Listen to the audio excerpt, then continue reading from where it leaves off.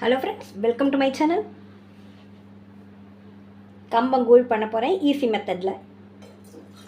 எனக்கு இதால் 2 டம்ளர் அளவுக்கு வேணும். 1 டம்ளர் ஜலம் விட்டுருக்கேன். இன்னொரு 1/2 டம்ளர் இது கொதித்து வெந்து வரதுக்காக.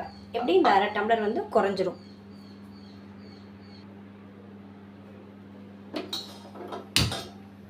இந்த தண்ணி நல்லா தலைக்கட்டும். ஒரு கரண்டி மாவு இதில் போட்டுருக்கேன். 1 டம்ளர் தண்ணியை விட்டு இதை நல்லா கரைச்சிக்கிறேன். அந்த ஜலம் நல்லா கொதிக்கட்டும்.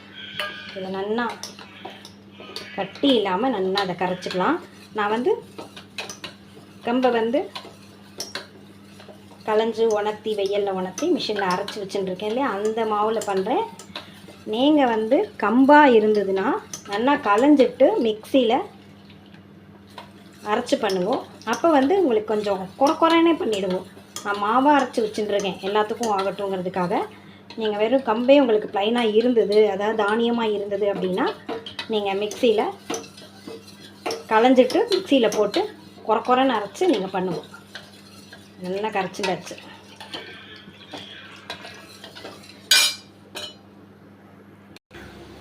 இது நல்லா தலைக்கிறது இல்லையா. இப்போ கொஞ்சம் சிம் பண்ணிக்கலாம். அடுப்பை சிம் பண்ணிட்டு நம்ம கரைச்சி வச்சுருக்கிறத இதில் கொட்டி கலரணும்.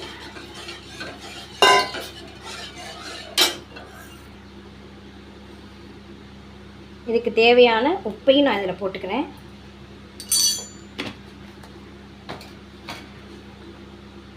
போட்டுட்டு இதை கைவிடாமல் கலர வேண்டியதுதான். ரொம்ப ஈஸி கம்பங்கூழ் பண்ணுறது. நான் மாவில் பண்ணுறதுனால இப்படி இருக்குது. நீங்கள் குறக்குறன்னு அரைச்சி பண்ணுங்க. இல்லை கம்பு கூழ் பண்ணுறதுக்குன்னு மிஷினில் கொடுத்து குறக்குறன்னு அரைச்சி வாங்கி வச்சுக்கோங்க. இது ஒரு 10 நிமிஷம் மீடியம் ஃப்ளேமில் நல்லா குக் ஆகணும். அரை வேக்காடு அப்படிலாம் இருக்கக்கூடாது, நல்லா வேகணும். இது ஆல்ரெடி நான் சிறுதானியம் ரெசிபி போட்டிருக்கேன், எல்லாத்துலேயுமே சொல்லியிருப்பேன். சிறுதானியத்தை பொறுத்த வரைக்கும் ஃபுல் பாயில்டு எல்லாமே நல்லாவே குக் ஆகிருக்கணும். இல்லை இந்த உருண்டை அந்த மாதிரிலாம் நீங்கள் ஸ்நாக்ஸ் மாதிரி பண்ணுறதா இருந்தால் கம்ப்ளீட்டாக வறுத்து பொடி பண்ணி பண்ணணும். நீங்கள் கை விட்டுட்டிங்கன்னா அங்கங்கே கட்டி தண்ணி இந்த மாதிரி ஆகிடும். அதுக்கு தான் மீடியம் ஃப்ளேமில் வச்சு கை விடாமல் இதை கலரணும். ஒரு 10 நிமிஷம். ரிச் ஃபைபர் இருக்குது இதில். இன்னும் சொல்லப்போனால் நம்ம சும்மாவே இந்த ஏரில் பூஸ்ட்டு இதெல்லாம் சாப்பிட்டா எனர்ஜெட்டிக்காக இருக்கும் இல்லையா, அதெல்லாம் கிடையாது. இது சாப்பிட்டா ஃபுல் டே எனர்ஜெட்டிக்காக இருக்கும்.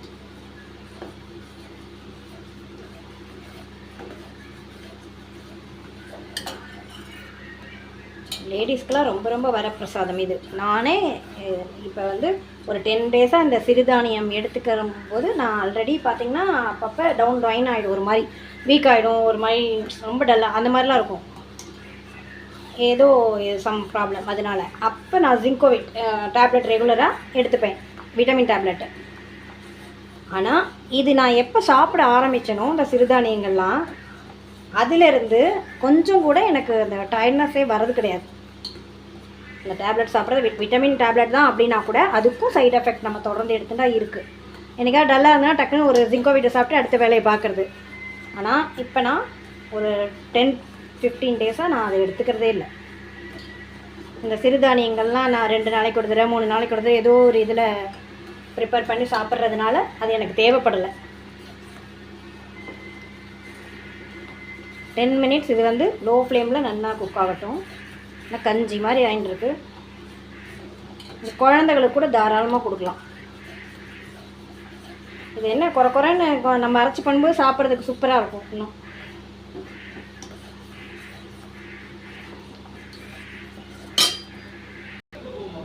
இது ஏன் அப்படியே பச்சை தண்ணியில் அந்த மாவை போட்டு கலரலாமே அப்படின்னு சொல்லி அந்த கொதிக்கிற தண்ணியில் போட்டு கலறேன் அப்படின்னா, பச்சை தண்ணியிலே அப்படியே 2 ஸ்பூன் பவுடர் போட்டு நம்ம கம்பு பவுடரை போட்டு கலரும் போது என்ன ஆகணும், கட்டி தட்டிக்க சான்ஸ் இருக்குது. ஆனால் இந்த மாதிரி வெந்நீரை தலைக்க வச்சு நம்ம கரைச்சி விட்டு பண்ணும்போது அவ்வளோ சீக்கிரம் சட்டுன்னு இது கட்டி தட்டாது.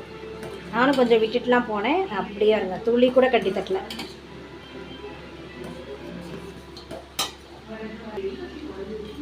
இது 10 மினிட்ஸ் ஆகிடுத்து. நம்ம வந்து இதை அடுப்பை ஆஃப் பண்ணிவிட்டு மூடி வச்சிடலாம். இது கம்ப்ளீட்டாக கூலாகட்டும் மார்னிங் வரைக்கும். மார்னிங் இதை ஓப்பன் பண்ணிக்கலாம். கம்ப்ளீட்டாக இது கூலாகிடுது. இதை நீங்கள் சூடாக கொஞ்சம் வெதுப்பான சூடில் சாப்பிட்ணுன்னு நினச்சா நீங்கள் அப்படியே சாப்பிடுங்க. இல்லை நல்லா கூல் பண்ணி சில்லுன்னு சாப்பிட்ணுன்னு நினச்சிங்கன்னா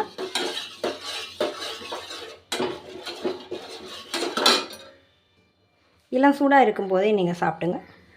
இல்லைன்னா இந்த மாதிரி நைட் ஃபுல்லாக விட்டுட்டு மார்னிங் வந்து இந்த மாதிரி ஒரு பானையில் யூஸ் பண்ணிக்கோங்க.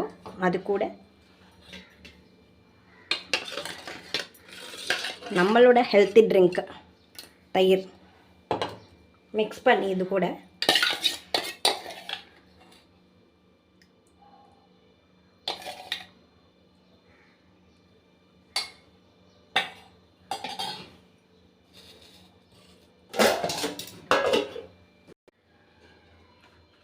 மோர் எவ்வளவு நமக்கு கிடச்சிருக்க வரப்பிரசாதமும் அதே மாதிரி தான்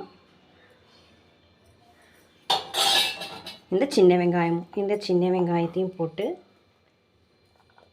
சாப்பிட்டோம்னா இது ஒரு ராஜ உணவு. அதாவது நமக்கெல்லாம் இது கிடைக்க நம்ம வந்து கொடுத்து வச்சுருக்கணுமா அந்த மாதிரியான ஒரு ட்ரிங்க். அதாவது பசியை அதிகரிக்காது. அது அதிகரிக்காது அப்படின்னா சில பேருக்கு நிறைய பசி எடுக்கும், என்ன சாப்பிட்றதுன்னு தெரியாமல் அதை இதையும் சாப்பிடுவாங்க இல்லையா.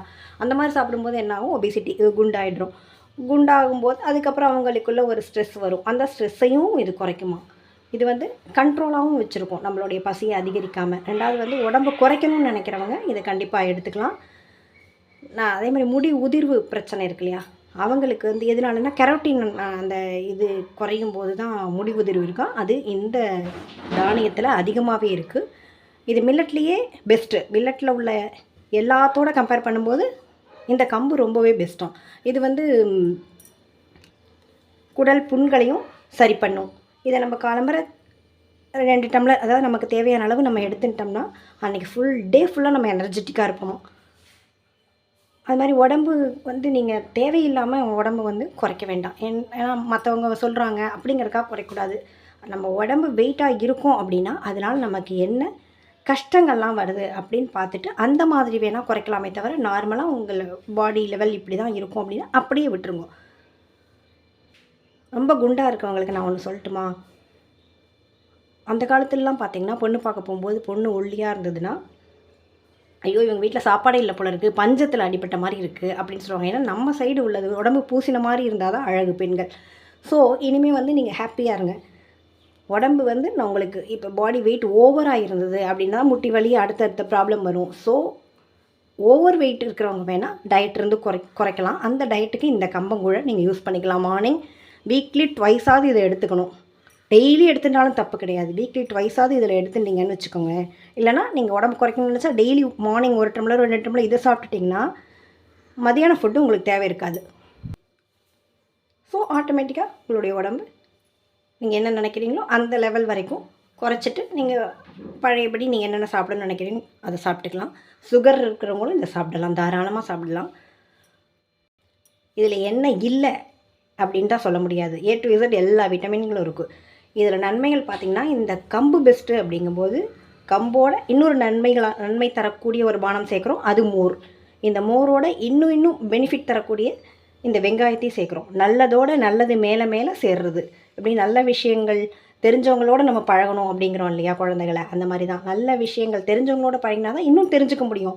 நமக்கு ஏதோ 1-2 தெரியும் அப்படின்னு ஒன்றுமே தெரியாதவங்களோட போய் நம்ம சேரும்போதோ பேசும்போதோ என்னக்கு நமக்கு கிடைக்கும்னா இருக்கிறதும் போயிடும். அதாவது ஒருத்தவங்களுக்கு ஒன்றுமே தெரியாமல் தெரிஞ்ச மாதிரி ஒன்று சொல்லும்போது என்ன ஆகும், நம்ம அதைத்தான் எடுத்துப்போம். ஸோ இதில் உள்ள எல்லாமே இந்த 3மே ரொம்ப ரொம்ப ரொம்ப பெனிஃபிட், அதாவது கோல்டு போன்றது இது. அதனால் இந்த ட்ரிங்க்கை அவசியமாக நீங்கள் எடுத்துக்கணும்.